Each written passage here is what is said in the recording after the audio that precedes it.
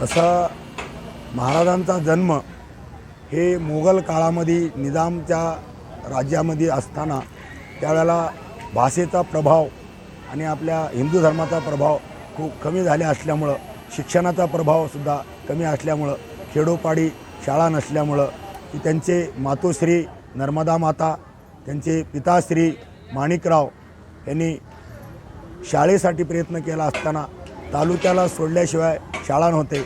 पण गावातच एक शिक्षक बोलून महाराजांना 1 रुपया महिन्याला ह्याप्रमाणे शिक्षण देण्याचा प्रयत्न केला. त्याच भाषेतून गावातच महाराज शाळा शिकले असताना आईवडिलांनी त्यांना अगदी 10-11 वर्षाचा असताना पांडुरंग परमात्म्याच्या चरणावरती अनुसनी समर्पित केले.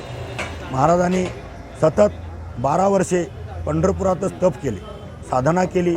हरिपाठ, काकडा, आपले वारकरी संप्रदायाचे नियम, साधना, ज्ञानेश्वरी, गाथा, भागवत, रामायण असे अनेक ग्रंथाचं वाचन त्यांच्या गुरुपर्यंतचे धुंडा महाराज, देगलूरकर, खंदार महाराज, परत परभणीकर गुरुजी अशा अनेक गुरूंकडे असे धडे घेऊन मग 12 ते 21 वर्षे असताना गावामध्ये आले.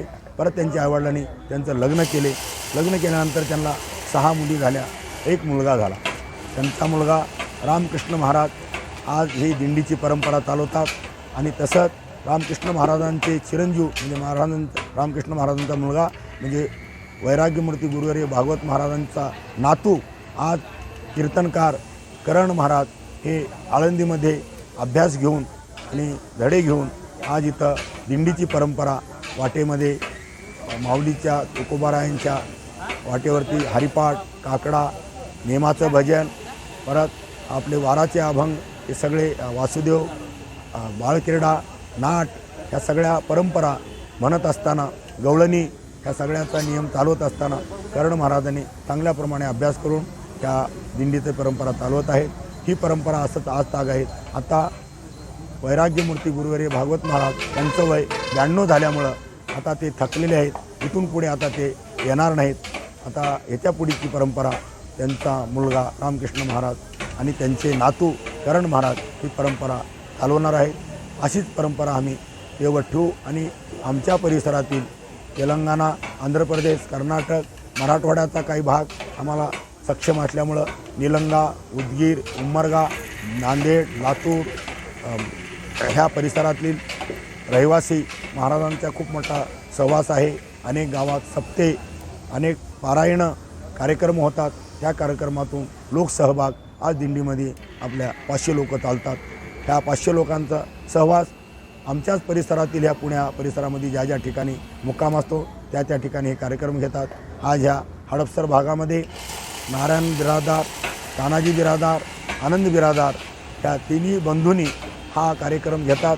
त्यांचे सहकारी मित्र ज्ञानेश्वर यबाजी भालकीकर, श्रीनिवास बिरादार बादुळगेकर, ज्ञानेश्वर बिरादार बादुळगेकर किंवा अजून अनेक त्यांचे सहकारी मित्र, डॉक्टर मित्र, सेवक मित्र, अन्नदान मित्र हे सर्व सेवाधारी मित्र मिळून हा कार्यक्रम घेतात. असाच कार्यक्रम काल इंदिरानगर अप्पर ह्या ठिकाणी पार पडला. त्या परिसरातील लोकांनीसुद्धा ह्याचप्रमाणे महाराजांची सेवा केली. तसाच कार्यक्रम आकुर्डी या ठिकाणी पार पडला. तसाच कार्यक्रम मोरे वस्तीला चिखली येथे पार पडला. तसाच कार्यक्रम भोसरी बाबा आनंद मंगल कार्यालयामध्ये पार पडला. अशी महाराजांची परंपरा मोठ्या प्रमाणे त्यांचा जनसमुदाय, त्यांना मानणारा भक्तवर्ग तिन्ही राज्यातील, तिन्ही प्रांतातील आहे. वास्तविक महाराजांचा सहवास नामानंद महाराज पंढरपूरकर यांच्या सहवासात असल्यामुळं कोल्हापूर भागामध्ये सुद्धा राधानगरी तालुक्यामध्ये सुद्धा येळवंडे गाव आणि तिथेही अजून 2-4 गाव आहेत. त्या परिसरातसुद्धा महाराजांच्या पालखी सोहळ्यामध्ये लोक असतात. आणि आमच्या भागातील काही लोक मध्य प्रदेशामध्ये इंदोरला गेले आहेत, तिथूनही पालखी सोहळ्यासाठी येतात. निपाणीवरून येतात, इचलकरंजीहून येतात. अशा अनेक भागातील लोक आमच्या दिंडीमध्ये सहवासी आहेत. राज्य म्हणलं तर आंध्रा, तेलंगणा, कर्नाटक, महाराष्ट्र या 4 राज्यातील लोक त्या दिंडी परंपरेमध्ये चालत असतात. ही परंपरा असंच पुढे आम्ही तेवत ठेवू. ज्ञानोबा तुकोबारायांचे विचार त्या अखंड तेवत अन्य प्रांतापर्यंत आम्ही पोचू ही आमची परंपरा कायमस्वरूपी आम्ही ठेवू हे तुम्हाला आम्ही वचन देतो. रामकृष्ण हरी. ज्ञानोबाराय तुकोबारायांचे विचार मोगल काळातले राजे निजाम राजाच्या काळामध्ये स्वातंत्र्य काळ असताना, स्वातंत्र्याच्या काळामध्ये महाराज लहान वयाचे असताना, संप्रदायाचं वेड असताना, ज्ञानोबाराय तुकोबारायांचे विचार रुजवत असताना त्या भागामध्ये त्यावेळेला खूप मोठे स्वातंत्र्याच्या टायमाला जवळजवळ 1947च्या अगोदर किंवा 47च्या नंतर 48ला आमचा भाग स्वतंत्र झाला.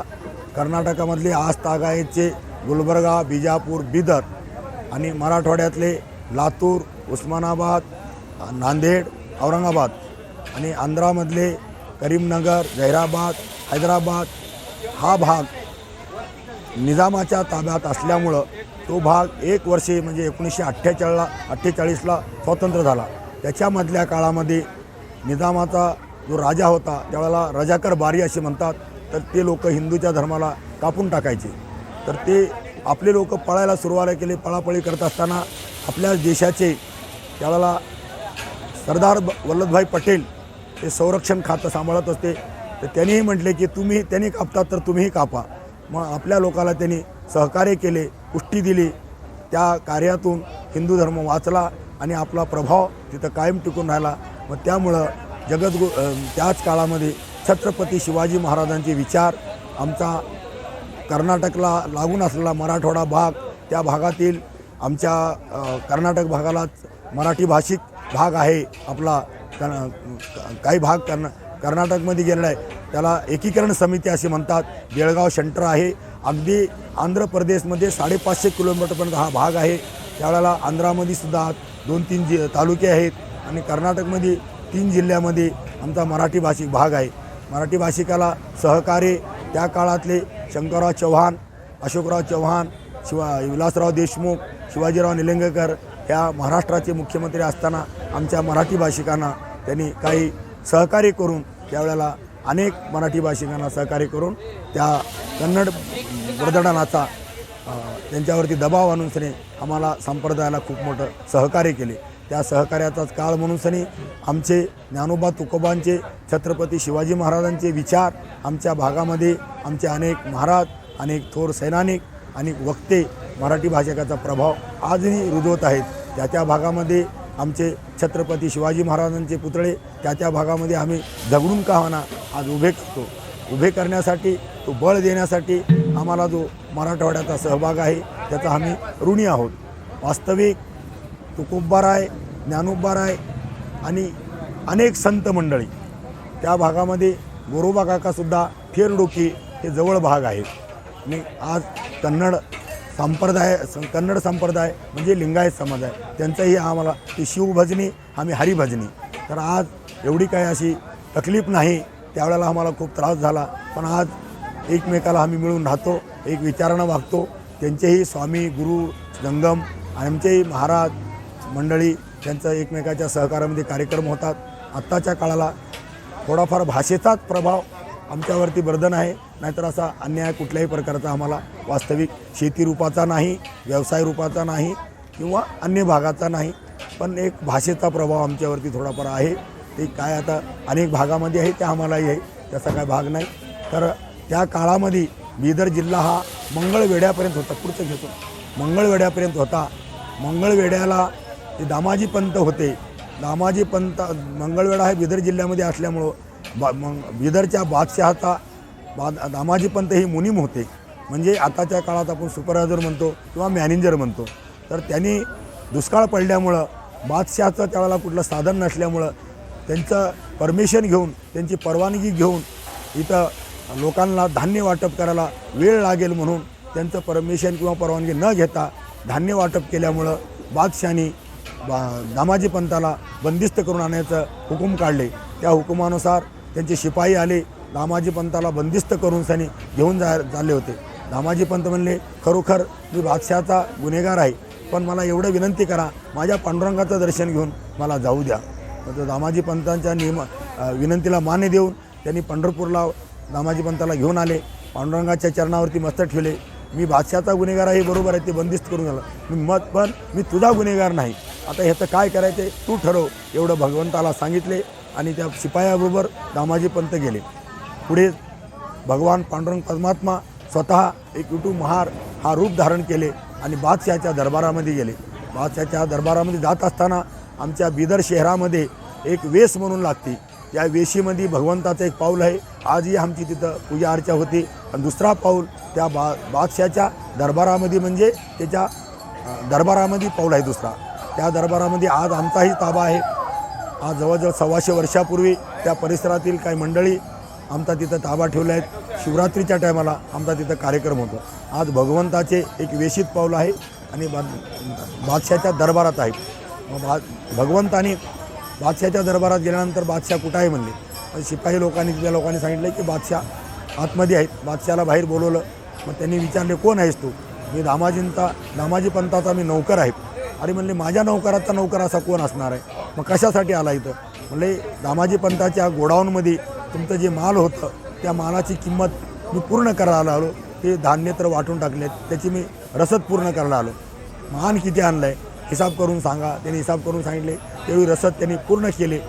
पूर्ण केल्यानंतर भगवंतांनी त्यांना सांगून पंढरपूरला आले.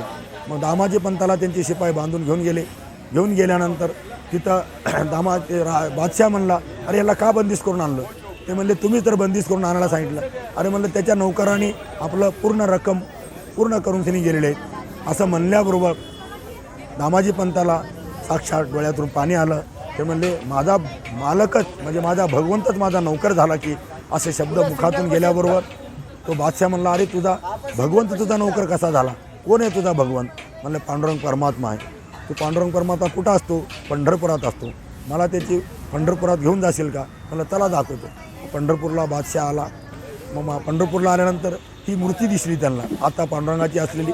तीच मूर्ती बघितल्यानंतर बादशाह म्हणला ही मूर्ती नाही, मला ज्या वेशामध्ये तो पैसे दिला त्याच वेशामध्ये मला बघायचं आहे. मग दामाजी पंतांनी भगवंताच्या चरणावरती मस्तक ठेवून सांगितले की त्याला ज्या रूपात तुम्ही रसद पूर्ण केले ते रूप त्याला दाखवा. दामाजी पंताचे चरणावर मस्तक असतानाच ते रूप भगवंतांनी त्यांना विठू महाराजचं रूप दाखवलं. मग तो धन्य झाला. धन्य होऊन सनी तो परत आपल्या गावी निघून आला. हीच परंपरा अशी पुढे कायम चालू असताना आमच्या परिसरामध्ये संप्रदायाचा ठसा मोठ्या प्रमाणात आमच्याच भागामध्ये लातूर जिल्ह्यामध्ये हौशेकर महाराजांची खूप मोठी परंपरा आहे. वीरनाथ महाराज, मलिनाथ महाराज, ज्ञानेश्वर महाराज, गहिनीनाथ महाराज, गुरुबाबा यांची परंपरा. आज पंढरपूरच्या देवस्थानचे अध्यक्ष गहिनीनाथ महाराज आहेत. आम्हाला जवळ असलेला भाग हौसा तालुका हौशेकर महाराजची परंपरा आहे. आम्हाला नांदेड जिल्हा जवळ असल्यामुळं देगलूरकर धुंडा महाराजचे नातू चैतन्य महाराज, गुरुवर्य चैतन्य महाराज, गुरुवर्य चंद्रशेखर महाराज यांची परंपरा खूप मोठ्या प्रमाणात आहे. त्यांचाच वारसा म्हणून सनी आमच्या माऊली पालखी सोहळ्यामध्ये 2 नंबरची मानाची दिंडी राजूरकर हांडे महाराजांची दिंडी आहे. त्यांची 125 वर्षांची परंपरा आहे. तर माऊली तुकोबारांचा वारसा आमची परंपरा वारकऱ्यांची आमच्या परिसरातील तेलंगणा, आंध्रा, कर्नाटक, मराठवाडा या परिसरातील वारकरी आज तागायत पंढरपूरला पायीवारी करतात. त्या पायीवारीचा आनंद घेतात. त्या पायीवारी करत असताना आमच्या परिसरातील आलेले काही आमचे कामगार बंधू कामासाठी आलेले, धंद्यासाठी आलेले, कुण्याही रूपानं आलेले इथं ह्या भागात राहतात आणि त्यांनीच स्वतः आपल्या भागामध्ये आमच्या दिंडीसाठी सोय करतात, अन्नदान करतात, सेवा करतात आणि अशीच परंपरा पंढरपूरपर्यंत आम्हाला सेवा मिळत असते. ही सेवा आम्ही ग्रहण करतो आणि तीच सेवा आम्ही परंपरा पुढे कायम चालू ठेवू. आम्ही इथून धन्यवाद. रामकृष्ण हरी. रामकृष्ण हरी.